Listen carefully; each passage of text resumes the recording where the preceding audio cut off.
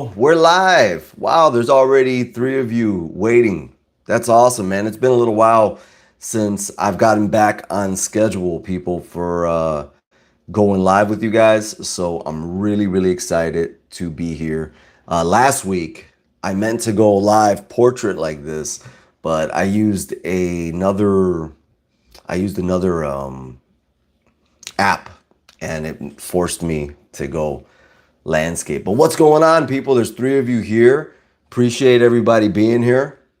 Didn't expect this to be happening tonight because honestly, I feel a little under the weather if I'm being honest with you. Let me see if this is working over here. Let's see. Is this working? Uh-oh. Do we have audio? Do we have audio? Oh, do we have audio? Boom, we got audio. Okay. It's working. Cool. But yeah, I'm feeling under the weather, so I wasn't 100% sure if I was going to go live with you guys or anything like that tonight. But I'm here and you're here, so thank you for joining. Thank you so much for joining the live and anticipating it. It means the world to me. Every Saturday or so, I try to go live and hang out with you guys, especially if I'm home. I did get invited out to do a rehearsal of sorts because the band has got something coming up soon. But I was just like, man, I'm not feeling it. And one of the musicians actually is going to the Thorn concert. So apparently there's a Thorn concert down here in Chicago right now, and he's at it. So they canceled rehearsal tonight. So that's what's happening there. Now, okay, I need to talk to everybody on this and ask, have you guys checked out my Vince McMahon documentary review, that docu-series review? Because it's on everybody's list. Everybody's talking about it. Everybody that I know is feeling some type of way about it, and everybody has their own opinion of what's going on with Vince McMahon and how he's handling the situation XYZ. But I know for me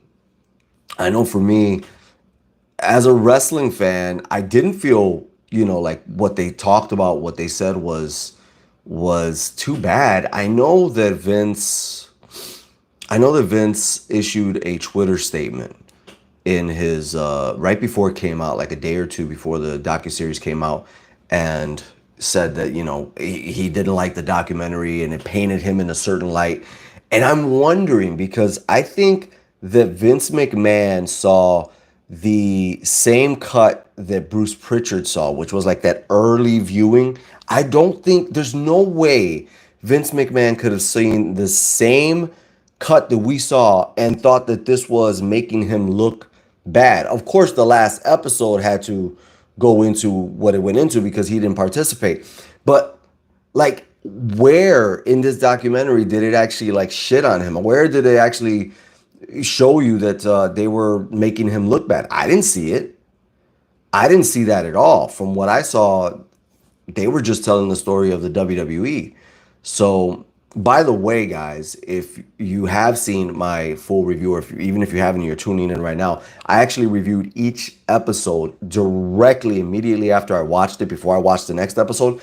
I reviewed it for channel members. So when you do become a channel member, if you want to check out in detail, each one is like 7 to 10 minutes long of my reviews. You actually also, when becoming an ultimate tier member, you get a membership card laminated, just like the old school video stores, man. And on the back, you got Thorn approved, you got Be Kind Rewind, you've got your QR code to the channel, and then you got the date that the channel was created. So if you do want to become members of this channel, get access to early reviews, request your own reviews. Sometimes I go live just for members alone. And you want this cool laminated card designed by me and everything, you can have that, and I'll send that out to you. Every member gets one. But yeah, I reviewed every single episode immediately after I watched them for channel members. And man, when I tell you that was a long day, that was a long day on Wednesday because let's see, there's 6 episodes, right? So that's 6 hours. Then there's the review that, it took me like 10 minutes to review. And then the editing, which I'm telling you, when I first started watching the docuseries, I didn't have a plan. I just was like, I'm going to watch 6 hours and then review it. But then I thought, no, why? I should, do something more. Didn't have a name for anything. And suddenly I was just like, you know what? Let's just do Thorn Theater members only raw review. Meaning that if you watch my normal reviews, there's quite a bit of production that goes into it. I like to do a lot of B-roll footage. I like to cut, do a lot of transitions. But in these raw, immediate takes afterwards, I was just turning on the camera and talking to the camera about what my immediate raw reaction was. So that's what's on the channel right now. And then the summary review is available for you guys. Now, with that summary review, which by the way, like I said, I'm not feeling great. I need to keep hydrated. With that summary review of Vince McMahon's documentary, I liked the series as a whole, right?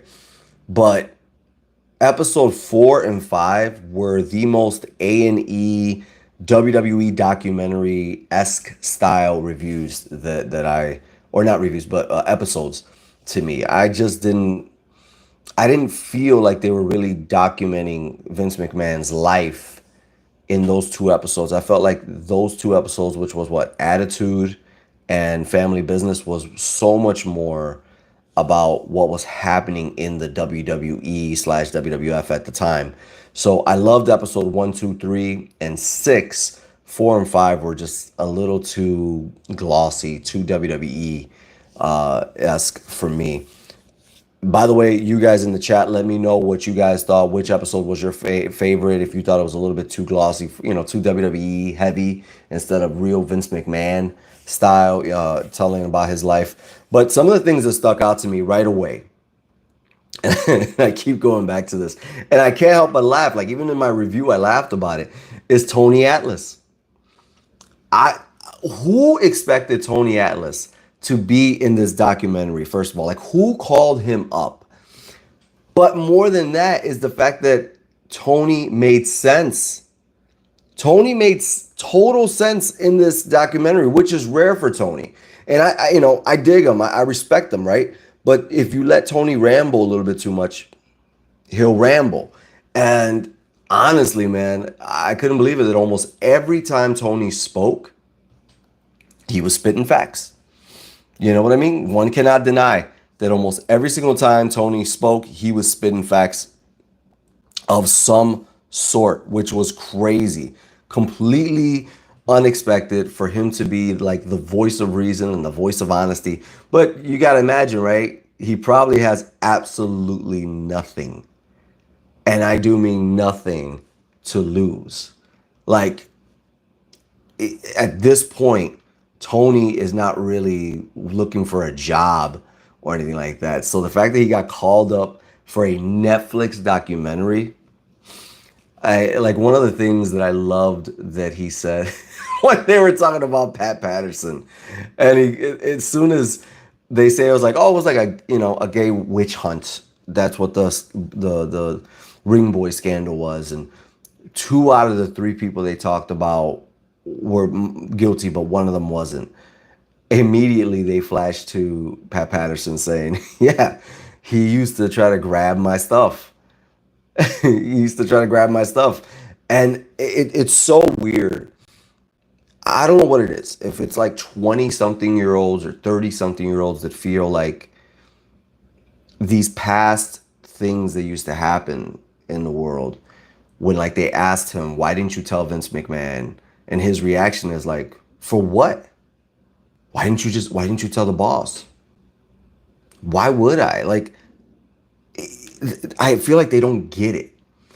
They don't get that, first of all, you don't want to admit that shit as a guy. And these are all big muscle-headed guys, so you don't really want to say anything. Secondly, Pat Patterson is going to be there over anybody, any talent. Like, that is Vince McMahon's right-hand man. Like, they always said it was Bruce Pritchard, Pat Patterson, and Jim Cornette at one point, and Vince McMahon. Take out Jim, and it's just those 3.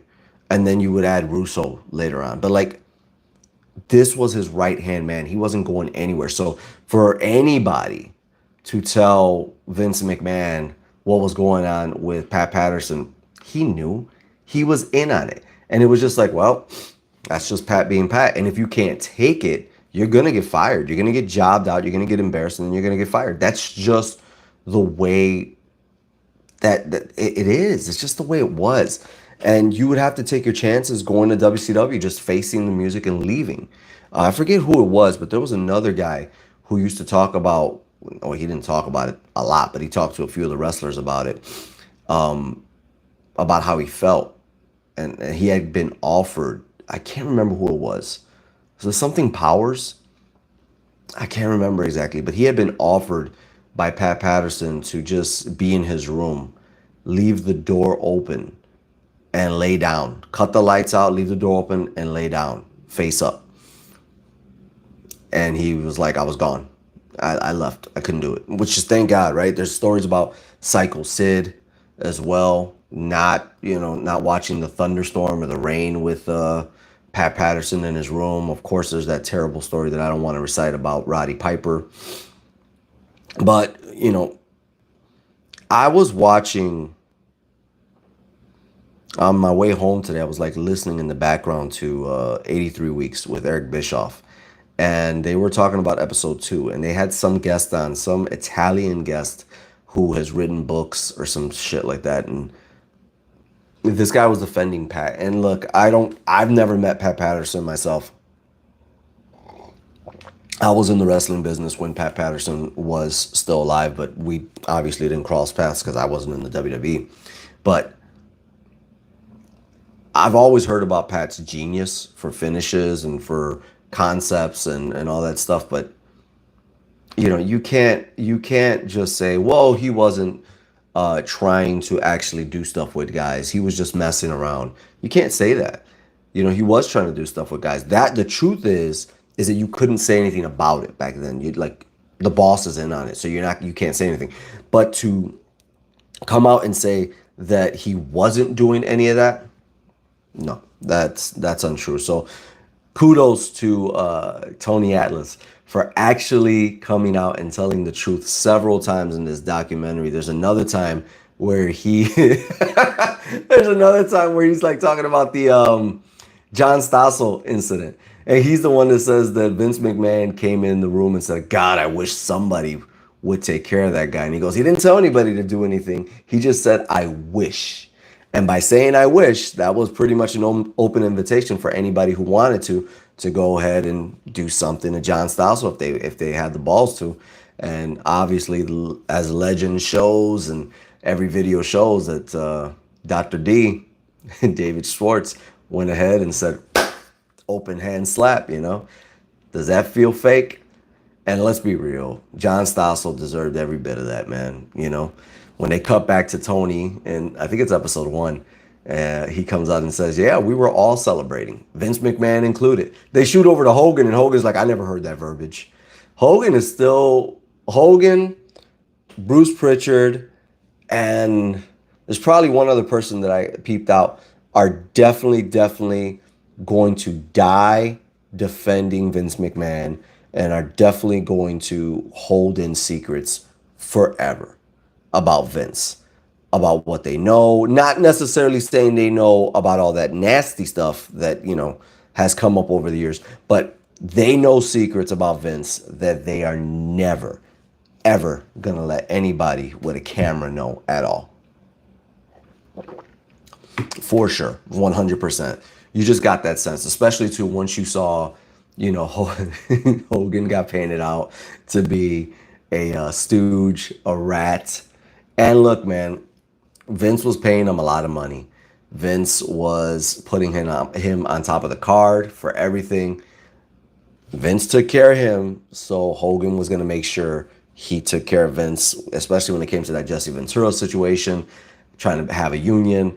When John Stossel came along and talked about, are you gigging your forehead with a blade, trying to expose the business, you knew that was going to happen. You just knew that Hogan was going to be the one to run back and tell Vince McMahon. And you know, I just I love the way one person in this documentary would say something and they would instantly flash to the other person saying the opposite thing. And they did a lot to Vince.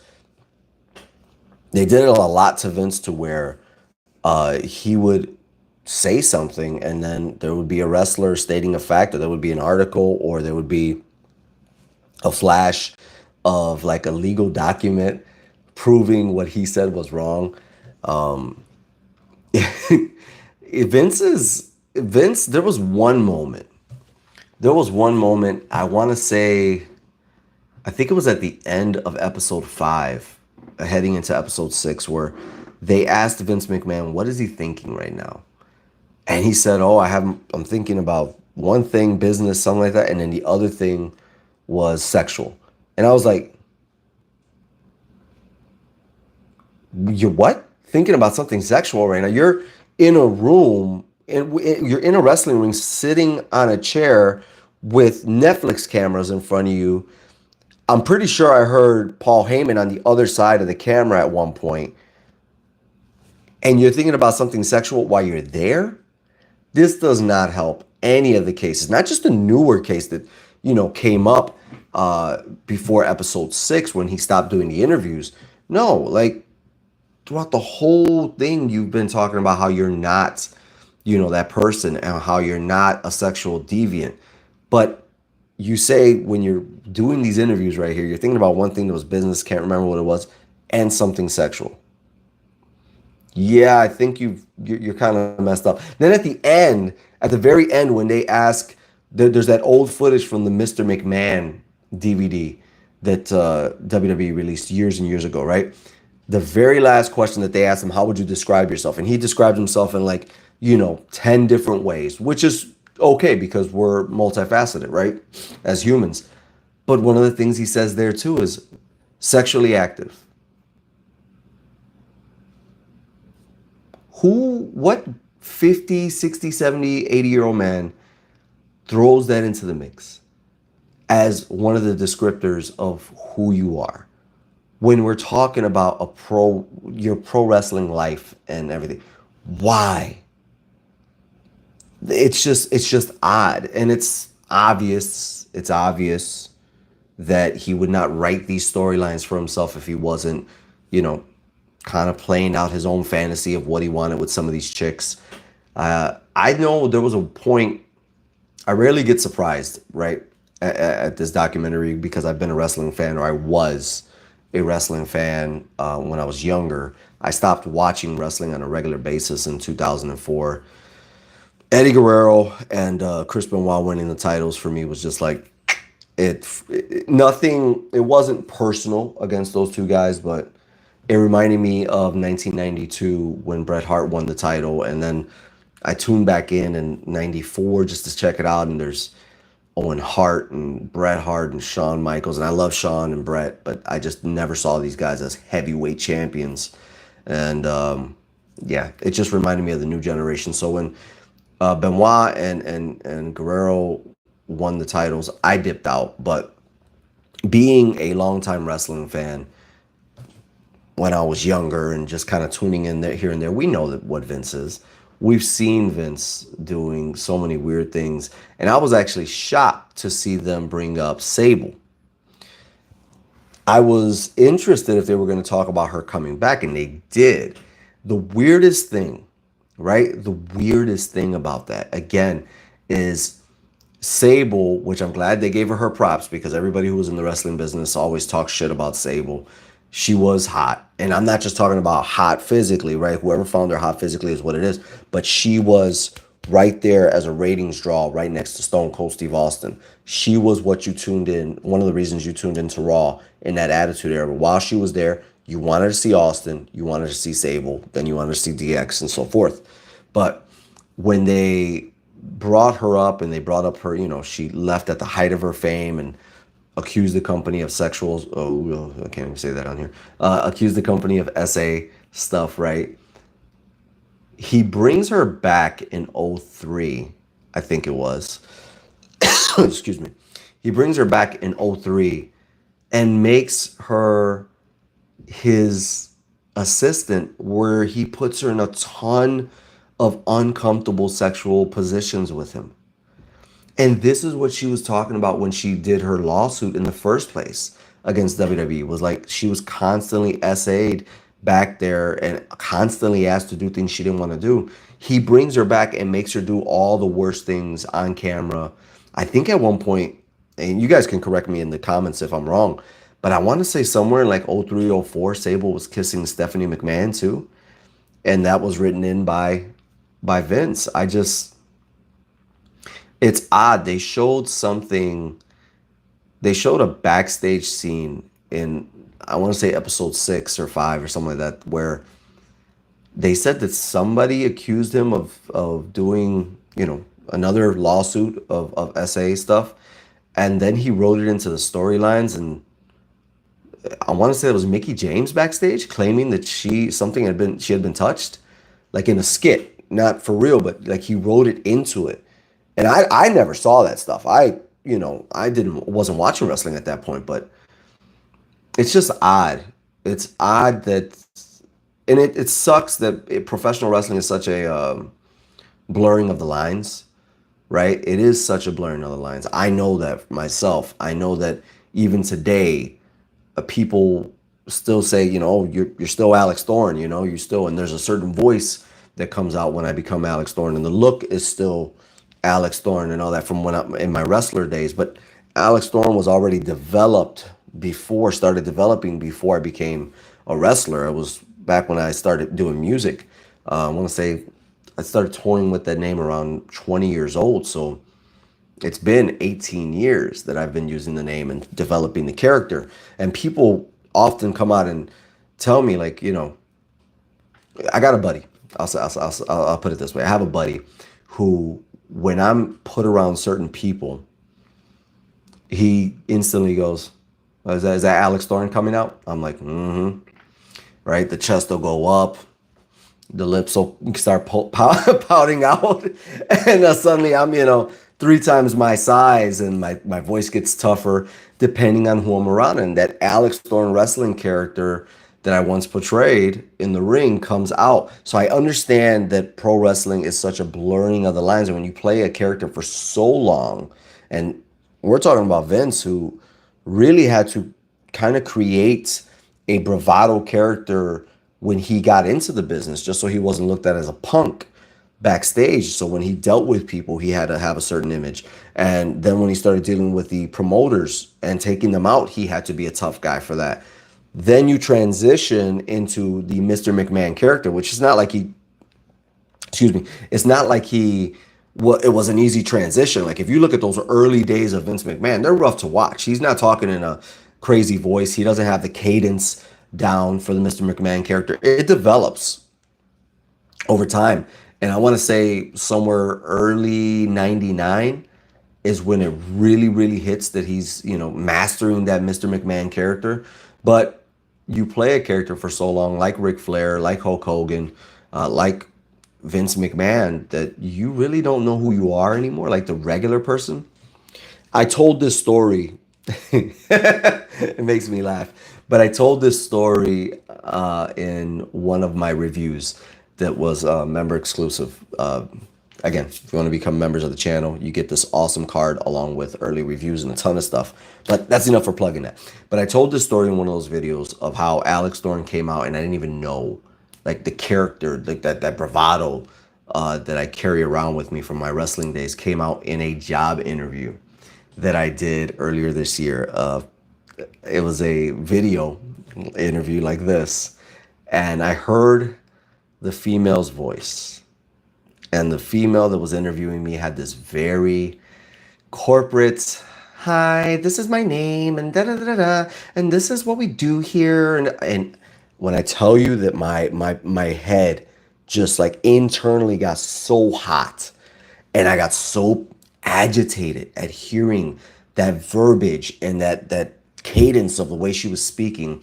And she passed it on to another guy, and I could tell that he was just this geek. And he had this very geeky voice, and yeah, I'm glad to bring you onto the team. And I was like, I started growling to myself. Started getting really agitated. And when they asked me to introduce myself, I knew it was over the moment I went, ah, well, my name is Alex Thorn, and I used to do, and I started rolling, and right there, I didn't know what was going to happen, but it came out, and the rest of that job interview turned into a podcast interview. All I did was talk about my wrestling and music. That's it. I didn't talk about sales, jobs, none of that. It just happens because for so long you blur the lines of your character. And I think with Vince McMahon, he definitely blurred the lines by putting a lot of his fantasies with certain, people he had working for him in the storylines. And I think that it crossed over. I mean, look, we all know that Vince is guilty. There's nothing he could say that doesn't make him guilty. There's nothing he can say. But there's one thing that is so damning in this documentary. It's sick, actually. It really is when they asked him about Rita Chatterton, the first female referee for the WWF. When they asked him, like, she claimed it was SA, it was non-consensual.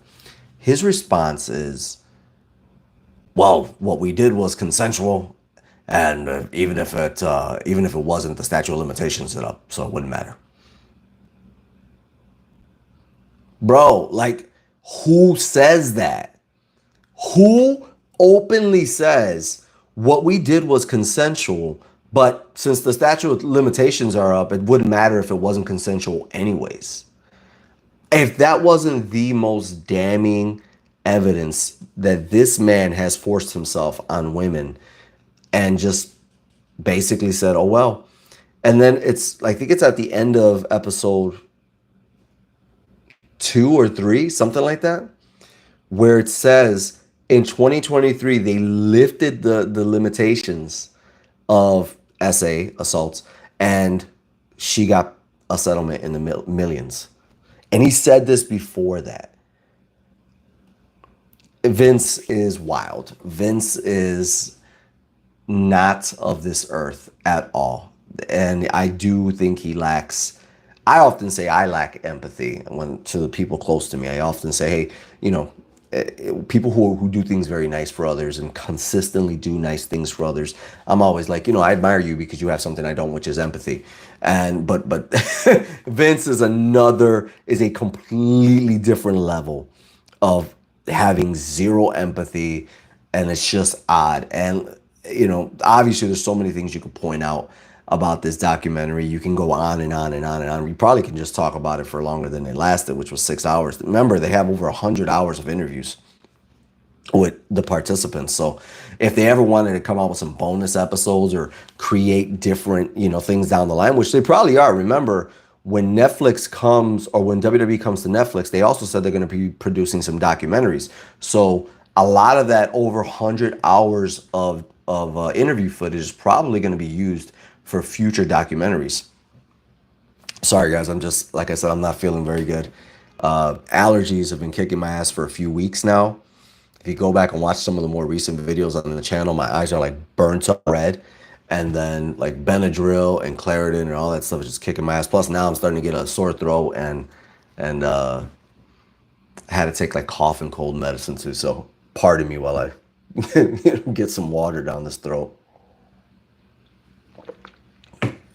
But yeah, it's pretty tough when this shit happens and you got to do a lot of talking. I actually think a lot of this is not even coming from singing, because I've been laying down some background tracks lately on some of the songs that are going to be released later this year or early next year, both, right? And it's like, that's fine.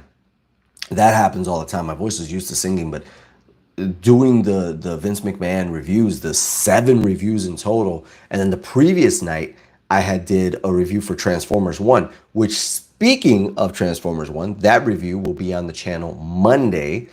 And in that review, if you did not see the short, when that review hits, this is going to be a giveaway. So go ahead, make sure you guys get subscribed to the channel. So that way, when that video comes out, you comment it, follow, like the video, comment on it, and then you'll be eligible to win this awesome Transformers 140X poster. So me and I took a former police officer friend of mine out. He's a huge Transformers fan. I don't know anything about Transformers other than they exist and they're cool, and I watched a couple episodes when I was a kid. But yeah, I took him out to go watch that in 40X and 3D. He's never seen a movie in 40X, so I was like, man, why not, right? Why not go the extra mile and give him the best experience? Especially he's protected so many people in his career. He's retired now, so I thought it was a nice thing. But actually, when we walked in to the theater, I didn't even see that there. And he's the one that asked the lady for it. And I was like, yeah, give us two. One for him and then one for my channel, because I wanted to give it away to you guys. So remember, Monday, if you're a Transformers fan, check out that review and leave a comment down below. I'll give the instructions in the video on what to do. But, subscribe to the channel so you guys can win this awesome poster, 40X poster, if you're a Transformers fan. But yeah, oh man, it's been rough. But like I said, I did 7 reviews in total for the Vince McMahon documentary, 6 for the channel, for the membership side, and 1 for you guys on the subscriber side. And then I did the Transformers review, so that's 8 reviews in 2 days. Lots and lots and lots and lots of talking, lots of fucking screen time. Lots of screen time in front of the computer over here. And then something came in the mail. So this came in the mail, and I got to tell you, it is gorgeous. I can't believe how well Arrow Video, I believe. Yep, Arrow Video. This is my first Arrow Video purchase. Did with this Friday the 13th release. Like, this packaging on this thing is so good.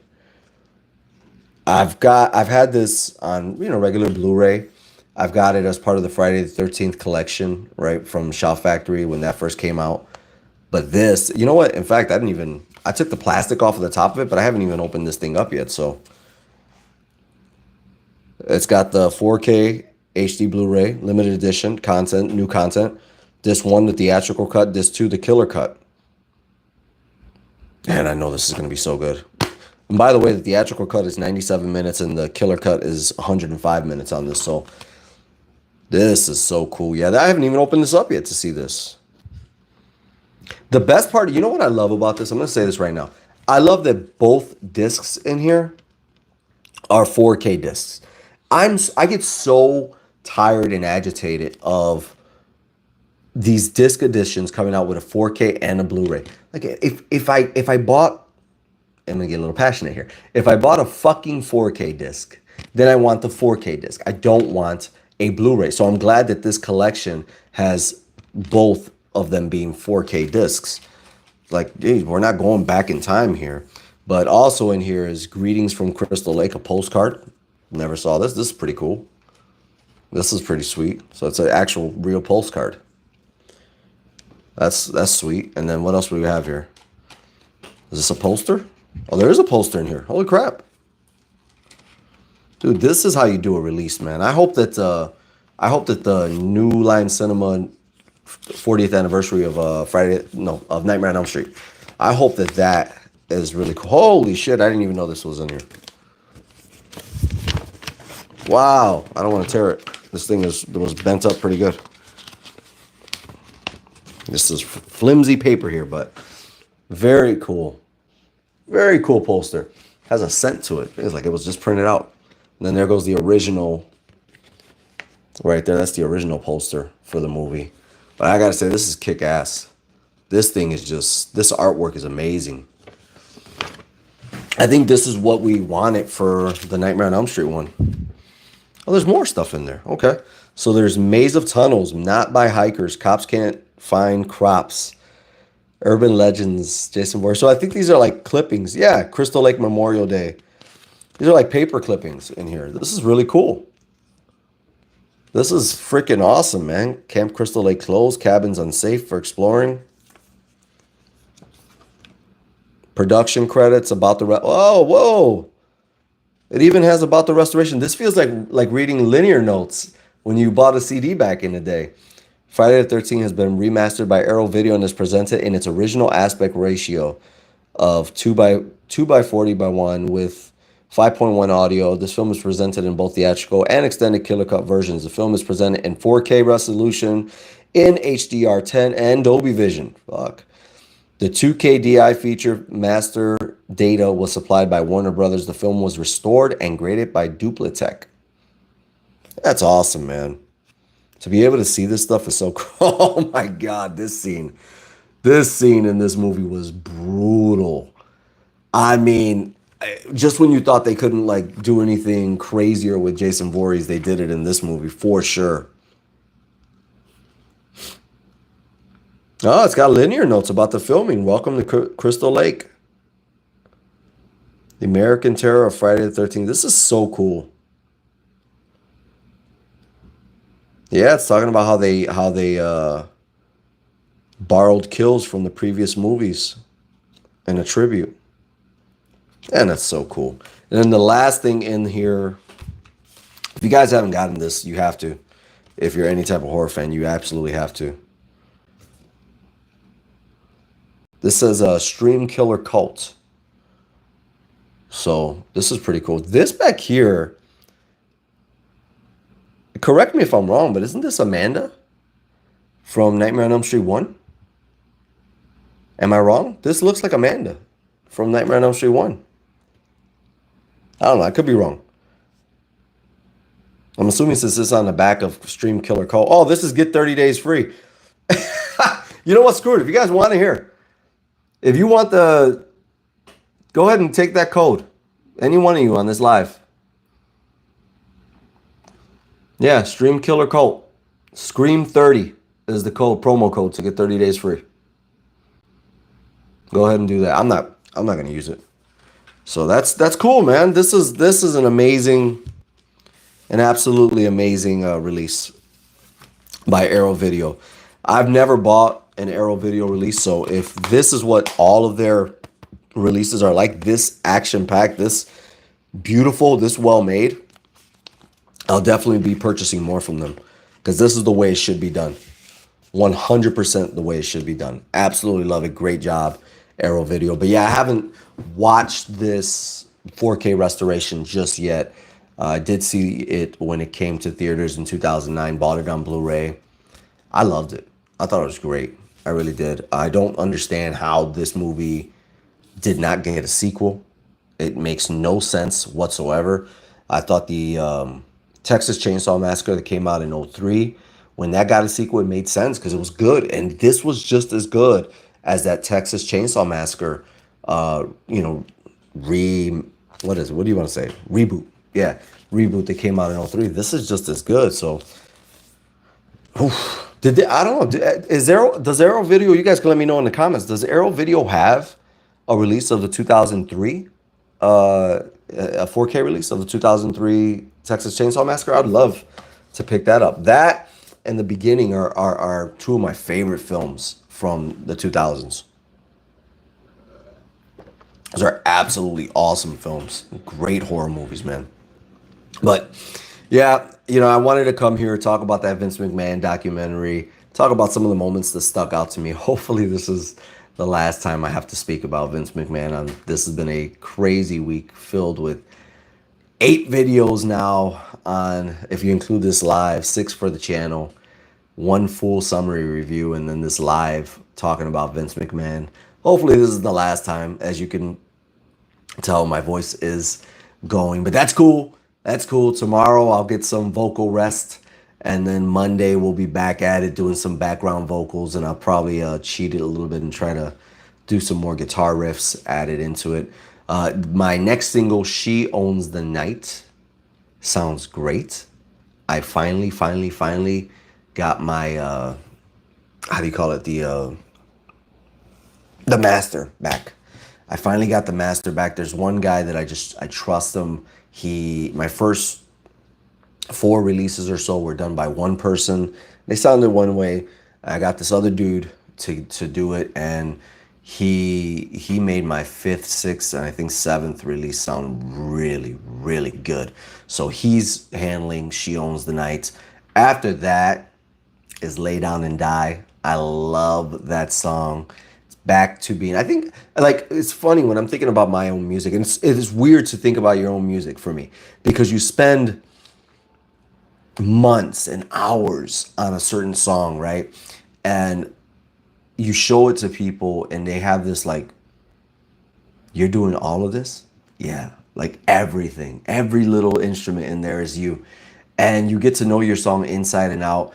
And She Owns the Night has, I've been told by two people that I showed it to, that it has a feature type of thing. Like it's not my song. Like I got featured on somebody else's song. So it has a different vibe than the other songs that I've released. Lay Down and Die, it was hugely inspired by Motley Crue and Crash Diet. So it's got that good, gritty, I don't know what you would call, Crash Diet and Motley Crue, but I think they call it sleaze rock or sleaze metal. It's got that vibe to it. And then Break Free is a derivative song. Hopefully that one comes out this year. I hope there's time to bring that out this year. But Break Free actually started as a Spanish rock song, and when we were rehearsing the Spanish rock song that the band created, I was like, you guys play it. You guys play it. I don't want to sing. What do you mean? And I just told them, you guys play it, and I started singing, that I don't want to break free from your love. And they were like, what are you doing? And I was like, I think this can be an English song. So you guys can do it in Spanish, and I'm going to go off and create my own English version of it. So that's pretty cool. That one's about a guy falling in love with a girl at a bar. And it's about to be closing time. There's that old 90s song, Closing Time. There's that one. Well, this is similar. But since everybody travels in packs now, she's going off with her girls, and it's closing time, and he doesn't want to break free from her love because they're doing, they're IFing each other from across the bar. So, and they've been teasing each other all night. So he doesn't want to break free. That one's a cool song. I'm hoping that comes out in December, if not January at the latest, hopefully. But guys, it's been a hell of a time. Thank you so much for joining this. You guys have dipped in and out of here, and I appreciate you so much. If you guys want to talk more about Vince McMahon, head over to the channel, get your membership on. You'll see my individual thoughts on every episode, immediate reaction. You grab yourself one of these, I ship it out to you, but you can also get early access to reviews, exclusive lives. You can also ask for your own reviews of movies. That's only a privilege that I extend out to members. Some of the shit you guys recommend me to watch is just like, okay, fine, you paid, I'll do it. But yeah, go ahead and do that. Stay tuned for Monday. Monday is Transformers 1. That's when that review comes out, and you can win yourself this bad boy right there that I grabbed exclusively just for you. And thank you so much, man. Subscribe to the channel if you're not subscribed. You know what I got to do. I got to rock out, watch some movies, and review them for you. Peace out.